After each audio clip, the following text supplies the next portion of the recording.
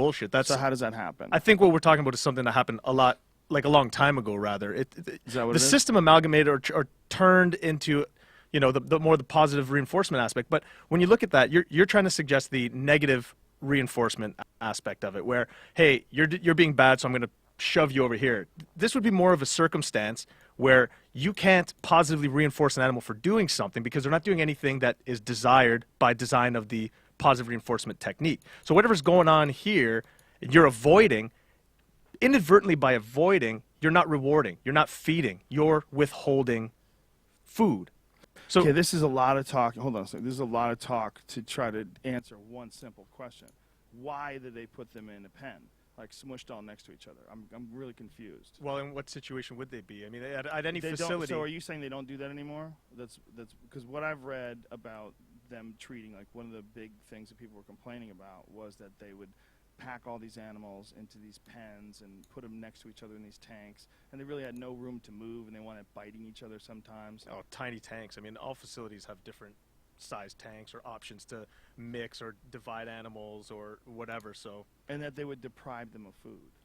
if you were depriving the animal of food, that would work in the sense that if you had animals in one environment, you wanted them to go in another, a place where the animal didn't want to go, you can't reinforce that animal if it's not going through that gate. So the idea is you're going to try to coax that animal through positive, sort of short steps, these approximations, and you reinforce each approximation. Eventually, they go in.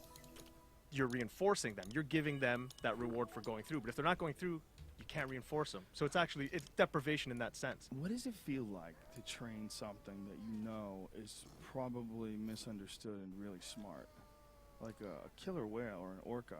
They're probably pretty misunderstood by most people, don't you think? Absolutely, 100%. They're super intelligent creatures, right? Like, it's hard to, it's hard to call them an animal just because, there's definition, whatever that is, of animal. And there's a stark contrast between humans and animals in whatever it is, whatever that definition is. When it comes to sentient and intelligent beings, there's no contrast between humans and I want to say animals as a whole, because they have best interests. They have, they have objectives. I'm not sure that they're as conscious of those objectives. Maybe they are. How do we know?